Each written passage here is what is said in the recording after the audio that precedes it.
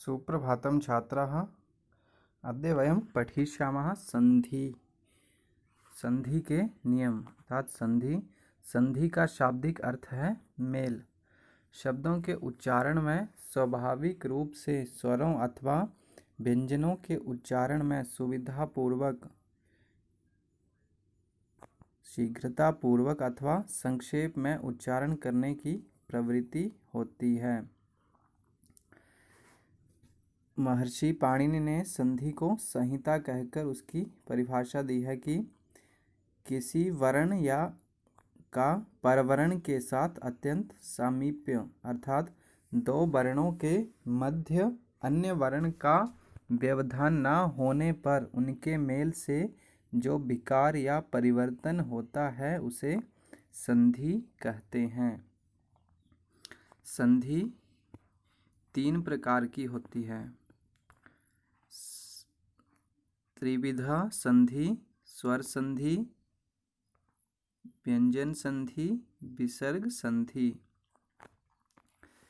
स्वर संधेः सप्तभेदाः सन्ति। प्रथमम् अस्ति गुण संधि, यण संधि, अयादि संधि, वृद्धि संधि, दीर्घ संधि, पूर्व रूप संधि तथा पर रूप संधि। अग्रे अस्ति हल संधि। हल संधेः पंचभेदाः सन्ति। जश्त्व संधि, चर्त्व संधि, श्चुत्व, अनुस्वार संधि और ष्टुत्व संधि। अग्रे तृतीय भेदः विसर्ग संधि। प्रथमं वयं पठिष्यामः यण संधि। यण संधि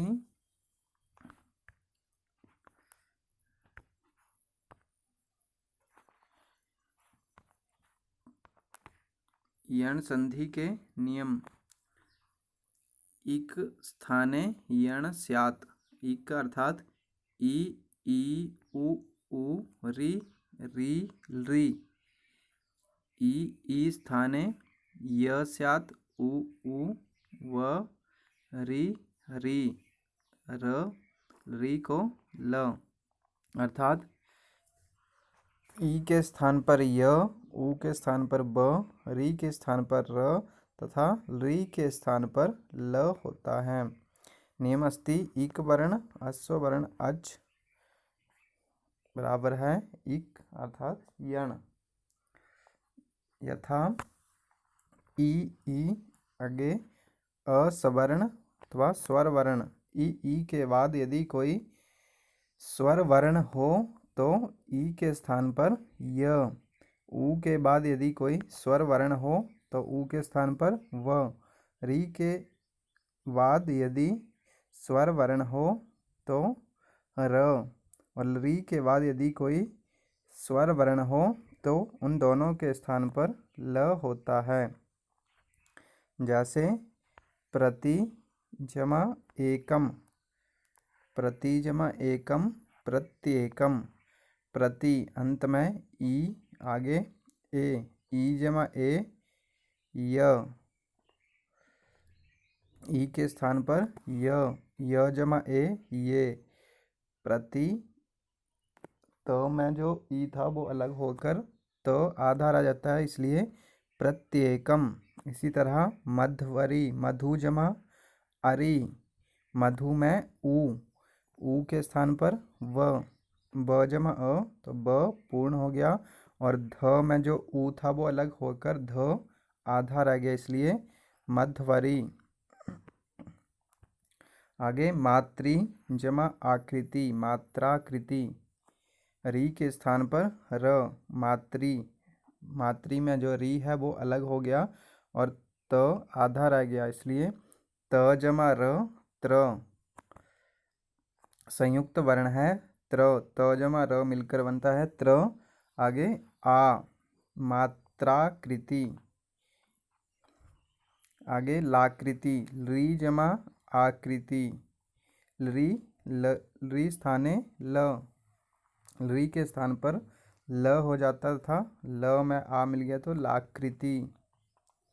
इसी तरह यण संधेय उदाहरण विश्लेषण। यथा सूत्रमस्ति इको यणचि इकः स्थाने यण स्यात् परे संहितायाम, अर्थात इक वर्ण के बाद यदि कोई स्वर वर्ण आए तो ई के स्थान पर य, ऊ के स्थान पर व, री स्थाने र और री के स्थान पर ल होता है। जैसे ई जमा अ य, ई जमा आ य, ऊ जमा अ व, ऊ जमा ई व। आगे री जमा ई र, री जमा आ र, री जमा आ ल। यथा प्रत्यंगम, प्रति जमा अंगम, प्रति जमा अंगम। नद्यागमः, नदी जमा आगमः, नदी बड़ी ई होगी यहाँ पर, नदी जमा आगमः। मध्वरी, मधु जमा अरी। बध्वियम, बधु बड़े ऊ की मात्रा, बधु जमा इयम, बध्वियम। आगे मातृच्छा, मातृ जमा इच्छा, मातृच्छा। पितृ जमा आज्ञा, पित्राज्ञा। ली जमा अर्थम, लर्थम। अग्रे अन्य उदाहरणानि। प्रत्यंगम, प्रति जमा अंगम, यद्यपि, यदि जमा अपि, इति जमा आदि, इत्यादि, इति जमा उक्त्वा, इत्युक्त्वा। ही जमा आत्मना, हे आत्मनः। नदी जमा आगमः, नद्यागमः। सती जमा आगता, सत्यागता। नदी जमा अम्बु, नद्यम्बु। प्रति जमा ऊषा, प्रत्यूषा। नारी जमा आश्रमः, नार्याश्रमः। मधु जमा अरि, मध्वरी। लघु जमा आचारः, लघ्वाचारः। पितृ जमा अर्थम, पित्रार्थम। री जमा आकृति, लाकृति। अग्रे सु जमा आगतम, स्वागतम। इन सभी में आपने देखा ई स्थाने य, ऊ स्थाने व, री स्थाने र और री के स्थान पर ल होता है। अन्य उदाहरणानि। बध्वागमः, बधु जमा आगमः। विष्णु जमा आज्ञा, विष्णवाज्ञा। साधु जमा आदेशः, साध्वादेशः। शंभु जमा आकारः, शंभवाकारः। मातृ जमा अनुज्ञा, मात्रनुज्ञा। पितृ जमा आज्ञा, पित्राज्ञा। भ्रातृ जमा अंशः, भ्रात्रंशः। सु जमा अल्पः, स्वल्पः। अनु जमा अयः, अन्वयः। यदि जमा एवं, यद्येवं। कर्तृ जमा आ, कर्त्रा। मातृ जमा आदेशः, मात्रादेशः। अनु जमा ऐष्णम्, अन्वेषणम्। जननी जमा उदकम, जनन्युदकम। नोट: यण वर्ण अर्थात य, व, र, ल को कहते हैं। जब किसी वर्ण के स्थान पर ये यण वर्ण आदेश के रूप में होता है तो उसे यण संधि कहते हैं।